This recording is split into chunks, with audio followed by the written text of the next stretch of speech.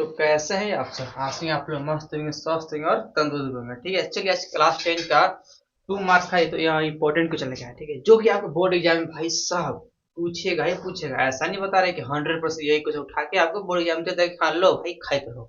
तो ऐसा नहीं है, सिर्फ क्या होगा देखिए इस टाइप क्वेश्चन आएगा, बस इसमें होगा क्या, बस इसका जो नंबर है वो कुछ चेंज कर दे भाई, एग्जैक्ट तो देगा नहीं, जाहिर सी बात है। ठीक है, चलिए इसको स्टार्ट करते हैं।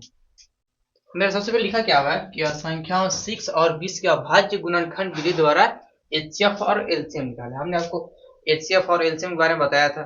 ठीक है, फर्स्ट चैप्टर इसका पढ़ाया था 10th का, तो इसमें आपको बताया था कि एलसीएम और एचसीएफ कैसे निकालते हैं। ठीक, एक बार फिर से बता दे रहे हैं। एचसीएफ मतलब हाईएस्ट कॉमन फैक्टर, एलसीएम मतलब lowest common factor, lowest common multiple होता है। ठीक है, चलिए करते हैं।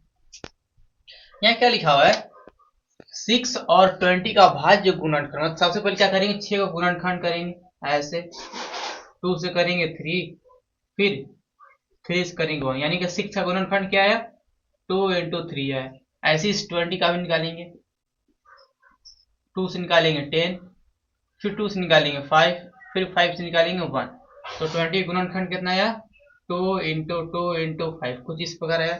इसको एक और तरीका से लिखते हैं भाई, कैसे, इसका दिख रहा है सिर्फ एक ही 2 है ना, तो बस 2 की पावर 1 लिख दीजिए, फिर 3 की पावर 1, इसमें देखा 2 और 2 है ना, तो इसलिए 2 का स्क्वायर लिख दीजिए, इंटू में 5 लिख दीजिए, आपका जो मान है बस वो मिलेगी। ठीक, जब आप गुणनखंड कर लीजिएगा सबसे पहले क्या निकालिए, इसका एचसीएफ निकालेंगे। वो कैसे निकालेंगे वो समझिए। हमने आपको एचसीएफ में बताया था, क्या में एचसीएफ में वो थर्ड है ना, इसके वजह से लिखा नहीं रहा। एचसीएफ मतलब जो दोनों में कॉमन हो, क्या है जो दोनों में इसमें कॉमन दिख रहा था, इस दोनों में कॉमन कौन सा नंबर है, आप इसमें थोड़ा ध्यान दीजिएगा, इसमें कॉमन कौन सा नंबर है, तो सिर्फ 2 है। देखिए यहाँ भी 2 है और यहाँ भी 2 है, बाकी कोई नंबर कॉमन नहीं है, सिर्फ 2 है ना, यानी कि सिर्फ इसका एचसीएफ क्या हो जाएगा, 2। क्या हो गया, एचसीएफ 2। 2 कैसा है, हमने दोनों में से क्या किया, दोनों में से कॉमन। ठीक है ना, याद भूल जाए तो लिख दे हिंदी में, चलिए देहाती भाषा में कर दीजिए, बस क्या है इसका 2 कैसे, ये इस प्रकार से। ठीक है, अब निकालते हैं एलसीएम। भाई ये क्या होता है एलसीएम, नीचे दिख रहेगा, कितना नहीं दिख रहा, ठीक दिख रहा है, थोड़ा सा होल्ड कीजिएगा, थोड़ा सा। चलिए एलसीएम कैसे निकालते हो समझिए। एलसीएम कहने का मतलब लिस्ट कॉमन मल्टीपल। अब भाई ये क्या होता है तो समझिए, जो आपने कॉमन किया था, जो आपने कॉमन किया था सिर्फ वहां का एक नंबर उठाइए, यानी कि देखिए हमने कॉमन क्या किया था, सिर्फ 2 किया था, 2 को यहाँ लिखिए, बस इतना। बाकी जितने भी नंबर बचे, बाकी जितने भी नंबर बचे सब इसी में गुना कर देखिए, क्या बचेगा, 3 बचा, एक 2 एक 5, गुना कर दिए सब, 3 इंटू 2 इंटू 5, ये हो जाए आपका क्या एलसीएम। मतलब जो आपके एचसीएफ आया कॉमन से उसका सिर्फ एक नंबर, दोनों नहीं सिर्फ एक नंबर वहां से उठाना है, उसको लिखना है, बाकी जितने भी नंबर बच गया सब इसी में गुना करना, क्या हो जाएगा एलसीएम निकल जाएगा। ठंड कुछ ज्यादा ही है।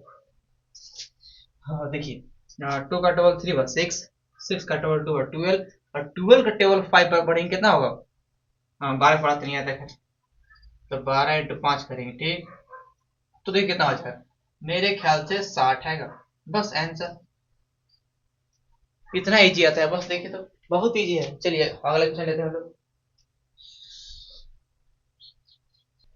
चलिए देखिए इस क्वेश्चन क्या करना हो समझिए। लिखा क्या है, दीर्घात समीकरण एक्स स्क्वायर माइनस का 7x प्लस का 12 के शून्य ज्ञात है। शून्य करने का मतलब इसका x का वैल्यू निकालना है। ठीक है, वो कैसे निकालेंगे, तो आपने इसका विधि पढ़ा होगा, गुणनखंड विधि। कौन सा विधि, गुणनखंड विधि पढ़ा होगा, उस हिसाब से इसको सॉल्व करें। ठीक, कैसे देखिए, हमने जब इसका चैप्टर पढ़ाया था आपको बताया था कि कैसे इसको ब्रेक करते हैं, यानी कैसे इसको गुणनखंड करते हैं, बताया था आपको। अगर नहीं पढ़ा हो तो इसका हम लिंक डिस्क्रिप्शन दे देंगे। ठीक है, चलिए एक्स स्क्वायर माइनस का 7x और प्लस का 2 ये लिखा है।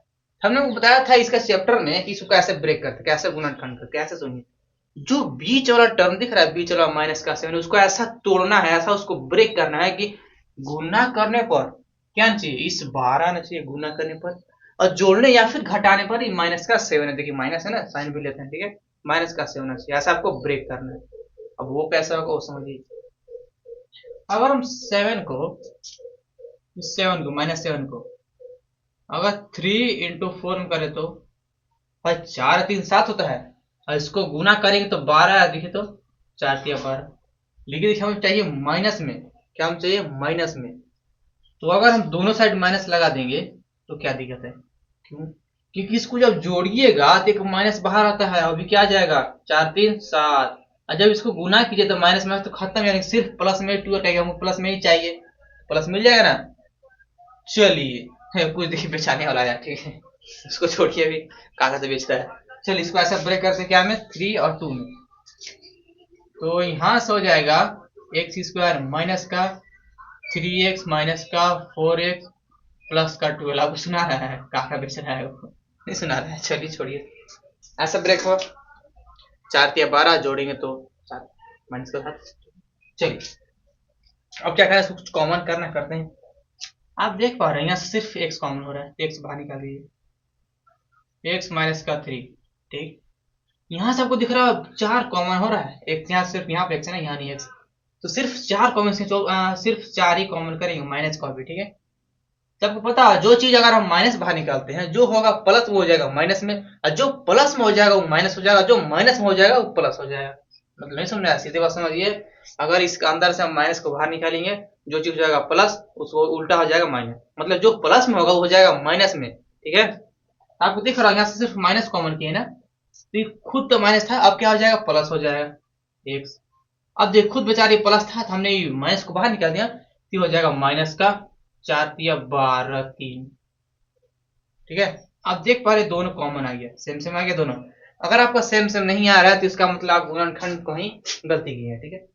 बाकी ये सेम सेम आते हैं। चलिए इस जब दोनों सेम सेम आ गए इसको बाहर निकाल दे, एक्स माइनस का 3 एक्स माइनस का 4, इतना कर लीजिएगा, ठीक। हमसे पूछ क्या रहा है? शून्य, मतलब इसको 0 की इक्वल करना, यानी कि x माइनस 3 बराबर 0 एक बार इसको कीजिए, और x माइनस 4 एक बार इसको कीजिए।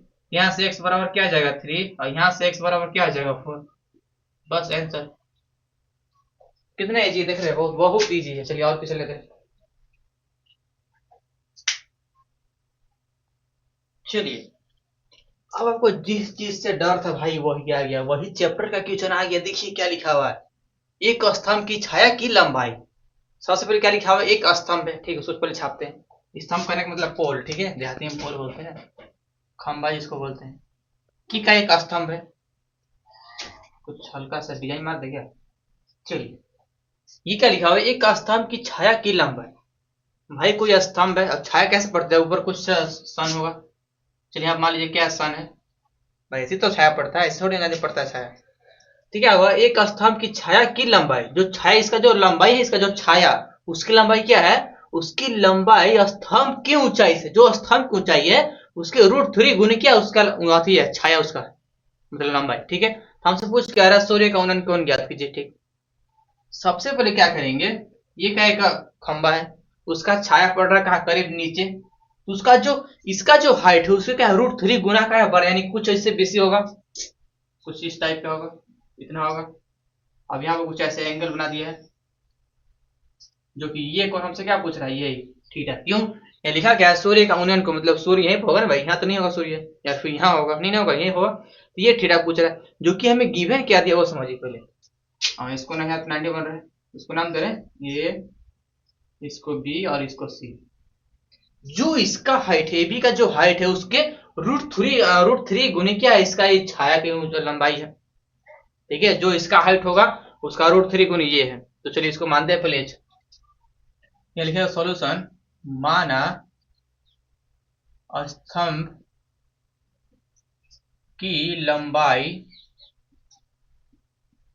h मीटर है, ठीक है, जो कि ए बी बराबर क्या दिया है? h metre. जब ये h है, ये जो h है, तो ये क्या हो जाएगा? इसके √3 गुने बेसी हो जाएगा, √3h। भाई लिखा हुआ देखिए बढ़िया पर क्या लिखा है? ऊंचाई कहा है फिर से? लंबाई स्तंभ की ऊंचाई के √3 गुने बेसी है, ये वाला, ठीक। हमसे पूछ क्या रहा? सूर्य कौन कौन ज्ञात, यानी कि सिर्फ ये पूछ रहा है। क्या पूछ रहा है? ये थीटा, ठीक है। चलिए इसको सॉल्व करते हैं। सबसे पहले क्या करेंगे, लिखेंगे इन ट्रायंगल, थोड़ा सा हिंदी इंग्लिश में मिक्स लिख लीजिएगा, कौन में? ए बी सी में, ए बी सी, जहां पर एंगल बी क्या है? 90 डिग्री है, ऐसे लिख लीजिएगा लिखना होगा तो। अब देखिए हम निकालना क्या है? इस एंगल को निकालना है। हमें सिर्फ दो रिलेशन दिया है, इसका और इसका। सबको पहले नामकरण करते, देखिए क्या है 90 है तो इसके सामने क्या होता है कर्ण। देखिए ये एंगल ये हमें दिया है तो इसका सामने क्या होता है लंब। और जो बच गया वो आधार। कुछ इस प्रकार हमें किसका रिलेशन देखिए तो आधार बटे लंब का रिलेशन है, कर्ण से कोई मतलब नहीं, ठीक है। आधार बटे लंब का रिलेशन सिर्फ है कि ये दिया है ये दिया है, ठीक है। तो सिर्फ आधार बटे लंब का ही रिलेशन हमें काम करेगा, बाकी की छोड़िए भी। चलिए अपने एक ट्रिक बताया था हमने आपको लाल कट कर, इसके हिसाब से देखिए क्या लिखा है लंब बटे आधार। लंब बटे आधार लिखा है, यानी कि लंब बटे आधार कहाँ पर देखिए तो ये रहा सबसे लास्ट में। ये किसका आता था 10 का आता था। अगर आपने ये चीज नहीं पढ़ा हो तो इसका हम लिंक डिस्क्रिप्शन दे देंगे, ये कहाँ से आया, ठीक है। चलिए लगाते हैं टेन थीटा। टेन थीटा बराबर क्या होता है वहां देखिए लंब बटे आधार। पूरा लिख देगा, अच्छा लिख दे रहे हैं लंब बटे आधार, ठीक है। चलिए टेन थीटा का आने मतलब ये इसका एंगल, तो वही रहेगा टेन थीटा। अब देखिए हमें लंब दिया है, लंब कौन रहा लंब ये रहा √3h, ठीक। और आधार दिया है एच, जो कि एच से एच तो मर जाएगा। यहाँ से टेन थीटा बराबर क्या आ जाएगा √3h। हमें थीटा की वैल्यू चाहिए तो टेन को उधर भेज देगा, यानी कि टेन इनवर्स में आ जाएगा √3। अब आप बताइए किस एंगल पर टेन का √3 वैल्यू आता था, किस एंगल पर। तो आपको याद होगा टेन 60 पर आता था। यहाँ से थीटा बराबर क्या आ जाएगा 60 डिग्री, बस आंसर। हाँ इसको ना ये जो टेन उधर जाएगा तो इनवर्स हो जाता है, ठीक है। पढ़िए आप इसको पढ़ना है, 11th क्लास में पढ़ना है, इसको पूरा पढ़ाएंगे, ठीक है। चलिए अगले क्वेश्चन लेते हैं।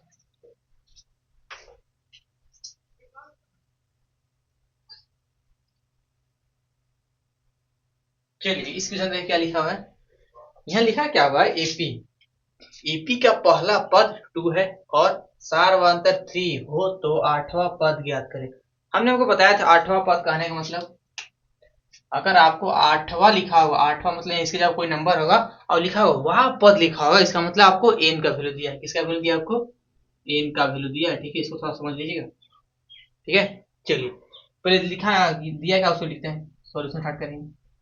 क्या क्या दिया हुआ है एपी का पहला पद, पहला पद करने का मतलब ए दिया है आपको ए बराबर 2 और सार्व अंतर यानी कि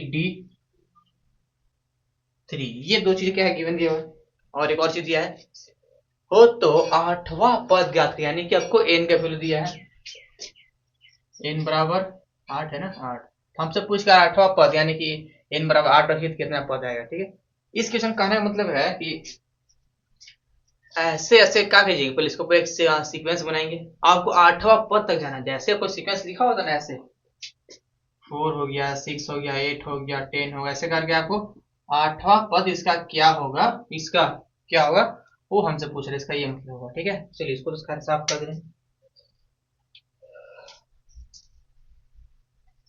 चलिए तो आपने पढ़ा होगा एन का फॉर्मूला, एन बराबर क्या होता है ए प्लस का एन माइनस 1 इंटू डी, ये होता है फॉर्मूला, ठीक। यहाँ से एन कहने मतलब यानी कि ए बराबर 8 रखना है, ठीक है। क्या हो जाएगा ए दिया है 2 प्लस का एन का 8 माइनस का 1 डी दिया है 3, तो यहाँ से क्या हो जाएगा 2 प्लस का ये हो जाएगा 7 इंटू 3, तो यहाँ से हो जाएगा 2 प्लस का 21 और जोड़ेंगे तो 23, यानी कि ए 8 कितना आ गया 23, बस हो गया। चलिए बहुत इजी की था, बहुत इजी था, ठीक है। चलिए अगले की चल लेते हैं हम लोग। चलिए इस क्वेश्चन का क्या लिखा है, देखिए लिखा क्या हुआ है 28 सेंटीमीटर त्रिज्या वाले वृत्ताकार तार। एक 28 सेंटीमीटर क्या है कि तार है, तार करीब 28 इतना होगा ना 28, हाँ इतना इतना बड़ा तार है वो, ठीक है। उसको क्या किया तार को मोड़कर एक वर्ग बनाया। सबसे पहले क्या है तार है, ठीक है। रुक जाइए थोड़ा सा, इसका पहले थोड़ा सा भी प्रैक्टिकल चीज है ना। ये का एक तार है कितना है 28 सेंटीमीटर का, ठीक है। यहाँ से क्या किया इसको मोड़ दिया, क्या किया इसको मोड़ कर क्या किया एक वर्ग बनाया, वर्ग बनाया कुछ इस प्रकार, थोड़ा सा नहीं सॉरी लिखा क्या है 28 सेंटीमीटर त्रिज्या वाले वृत्ताकार तार को मोड़, पहले वृत्ताकार था मतलब, हाँ पहले ठीक था, पहले तार था, तार से पहले एक वृत्त बनाया, ठीक है, एक सर्कल बनाया। उसका कितना था, तो 28 था, 28 सेंटीमीटर। फिर यहाँ के बाद क्या किया, इसको फिर से मोड़ कर एक वर्ग बनाया। क्या बनाया, एक वर्ग बनाया। ठीक है, नीचे दिख रहा है क्या,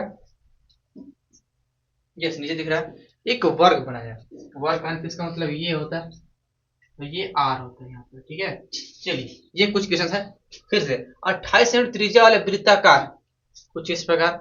ठीक है, वृत्ताकार तार को मोड़कर, इसको मोड़कर ऐसे करके कुछ वर्ग बना दिया ऐसे। ठीक, वर्ग बनाया गया तो वर्ग की भुजा की लंबाई ज्ञात करिए। इसका ये पूछ रहा है, ये पूछ रहा है हमसे। तो आप देख पा रहे होंगे, आप देख पा रहे हैं जो तार का लंबाई है, जो तार कहीं भाई जाहिर सी बात है, गोल कैसे बनाए, कोई लंबा तार उसी को मोड़ के गोल बनाएंगे। तो जो तार की लंबाई है, जो तार की लंबाई किसके बराबर होगा, वृत्त के परिधि के बराबर होगा। क्यों, क्योंकि हमने वही तार से तो मोड़ के भाई बनाया था गोल। यानी कि जो तार की लंबाई हो किसके बराबर होगा, वृत्त के परिधि के बराबर। यहाँ लिखिए, सोल्यूशन स्टार्ट करते हैं, यहाँ पे लिखेंगे ऐसे, तार की लंबाई किसके बराबर है, वृत्त की परिधि, ये इसके बराबर होगा। भाई बराबर, जाहिर सी बात है ना, होगा ना बराबर। ठीक, अब सुनिए, जो वृत्त की परिधि, यहां सुनिए, जो वृत्त की परिधि है भाई, इसी से तो मोड़ के इसको वर्ग बनाया है। यानी कि जो तार की लंबाई होगा वो किसके बराबर, वर्ग के परिमाप के भी तो बराबर होगा।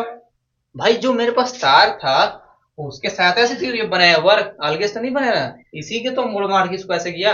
यानी जो तार की लंबाई वो भी किसके बराबर होगा, वर्ग के परिमाप। ठीक, उसको पहले छोड़िए, तो इसको पहले सॉल्व करते हैं। ठीक, पहले निकालते हैं तार की लंबाई, इसका लंबाई क्या होगा। ठीक, क्या लिखेंगे, तार की लंबाई। ठीक, अब पता है वृत्त की परिधि क्या होता है, 2 पाई r। ठीक है, अब सुनिए, दिख रहा है ना, 2 तो भाई कॉमन है, पाई की वैल्यू होता है 22/7 और r आपको दिया है 28। ठीक है, 100 चौका 28 कट गया, इसको गुना करेंगे कितना होगा, 44, और 44 वाले हो जाएगा 170, शायद 6 होता है। ठीक है, सेंटीमीटर। यानी कि आपको तार की लंबाई कितना आ गया, तार की लंबाई क्या आ गया, 176 है। गुना की जगह तो नहीं आता है। ठीक है, अब सुनिए, जो तार की लंबाई है भाई, जो इस तार की लंबाई वो किसके बराबर होगा, वर्ग के परिमाप के तो बराबर होगा। क्यों, क्योंकि इसी तार को तो मोड़ मोड़ क्या कि एक वर्ग बना है, कोई अलग से कुछ नहीं किया, इसी के में क्या किया, बस इसी तार को मोड़कर क्या एक वर्ग बना है। यानी कि जो तार की लंबाई हो किसके बराबर होगा, तार की लंबाई किसके बराबर होगा, वर्ग की परिमाप के बराबर होगा। परिमाप जिस पर भाई कैसे, इसमें से कितना कंफ्यूज हो कि क्या ये सब है तार की लंबाई। तो भाई पूरा समझिए, क्या मेरे पास एक तार था, तार से पहले उसको गोल बनाया। ठीक, भाई ऐसी थोड़ी अगर बना देंगे गोल, कुछ मेरे पास तार उसी को मोड़ के गोल बनाएंगे। ठीक, एक था तो उसको गोल बना दिया, फिर गोल से ही उसको एक वर्ग बना दिया। तो भाई सारा चीज कौन मेन है, तार ही तो मेन है। मेन किसका काम रहा, तार का। सबसे पहले हमने तार की लंबाई किया था, वो कैसा होगा, तो वृत्त की परिधि से। इसके बाद फिर ये बना था ना, डायरेक्ट थोड़ी यहाँ जंप हुआ था। ठीक है, हमने वृत्त की परिधि के बराबर किया तो हमें यहाँ से तार की लंबाई मिल गया। अब जब तार की लंबाई मिल जाएगा, ठीक, तार की जब लंबाई मिल गया तो आप बताइए कि किसके बराबर हो जाएगा, वृत्त की परिधि। क्यों, क्योंकि आपको पता है इसका जो साइड है क्या हर जगह सेम होता है भाई, ये यहाँ भी होता है, यहाँ भी, यहाँ भी, यहाँ भी। ठीक है, यानी कि जो तार की लंबाई किसके बराबर हो जाएगा, वर्ग की परिमाप के बराबर। ठीक, तो तार की लंबाई कितना है, 176। आपको पता है वर्ग का परिमाप क्या होता है, 4a होता है। यहाँ से a बराबर क्या हो जाएगा, 176, और नीचे आ जाएगा 4। इसको काटिएगा तो कितना होगा, चलो इधर कर दे, 176 4 से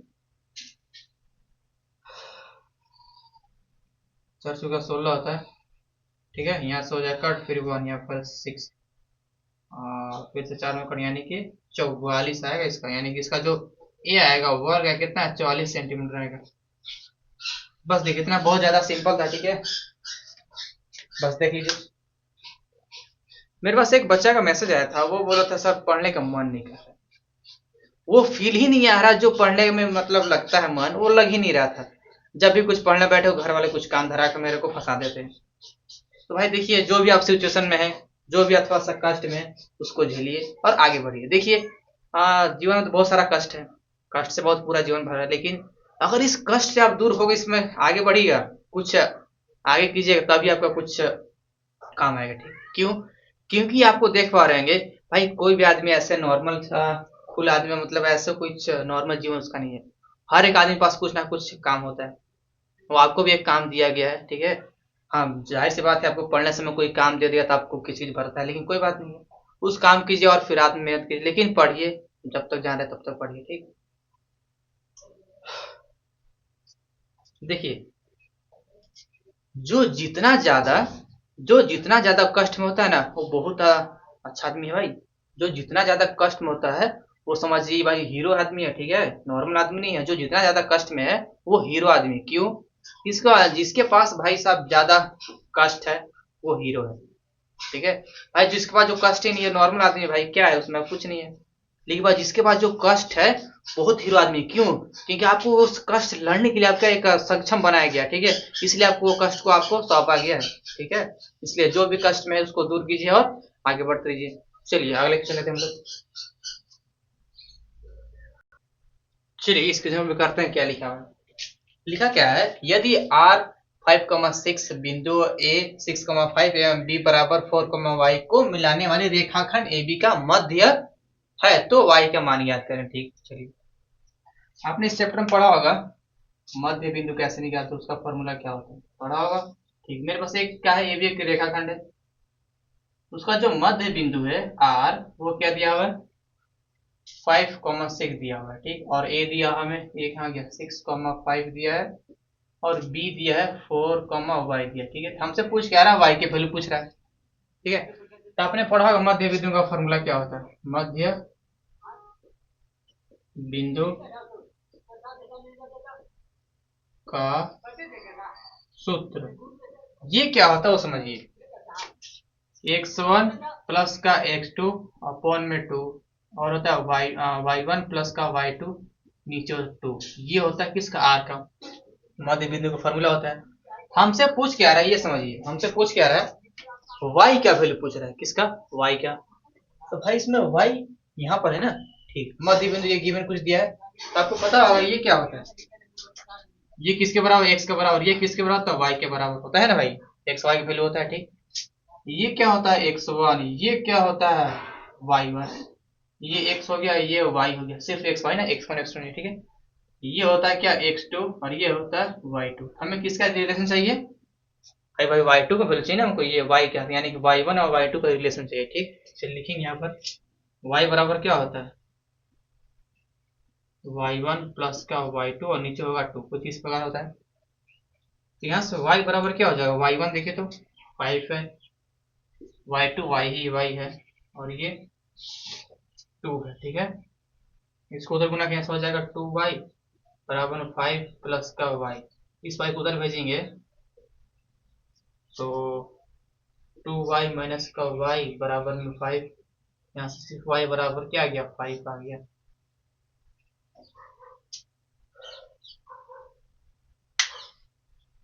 चलिए, कुछ तो गड़बड़ तो नहीं हो रहा है ना, मेरे ख्याल से कुछ तो गड़बड़ हो रहा है, देख लीजिएगा कहाँ गड़बड़ है, देखते हैं कहाँ गड़बड़। यहाँ पर है, देखिए, तो y कहने का मतलब इस बिंदु का पॉइंट ये रहा। तो यहाँ भी तो देखिए दिया था y हमें, ये x है, ये y, तो y तो हमें दिया, देखिए तो 6 दिया हुआ है, यहाँ लिखेंगे 6 बराबर है y1 ये रहा 5 प्लस का y नीचे आएगा 2, यहाँ से इसको उधर गुना करेंगे तो 6 दूनी का 12 बराबर में y प्लस का y। ठीक है, मतलब 5 प्लस y, यहाँ से y बराबर क्या हो जाएगा, 12 माइनस का 5, यहाँ से y बराबर क्या हो जाएगा, 7। ये आंसर है। ठीक है, चलिए देख लीजिए, भाई साहब पता है कितने लोग तो प्लान बनाते हैं कि भाई साहब उस साल बर्बाद हो गया तो इस साल बर्बाद नहीं हो जाएंगे। ठीक है, उस साल तो पूरा एकदम जम के एंजॉय करेंगे, कहीं क्या है अगला साल तो पूरा एकदम मन लगा के पढ़ेंगे। तो भाई फिर से ये साल आएगा, फिर 2-4 दिन हो गया है, पढ़ने का मन नहीं कर रहा है। अब अगला साल से कम बैक लाएंगे, पूरा खतरनाक वाला कम बैक, ठीक है। तो ऐसा काम मत कीजिएगा, जब भी जाओ तभी सवेरा, ठीक है। जब टाइम मिले तब कुछ ना कुछ पढ़िए, लेकिन पढ़ते रहिए, ठीक है। चलिए आज के लिए थैंक यू।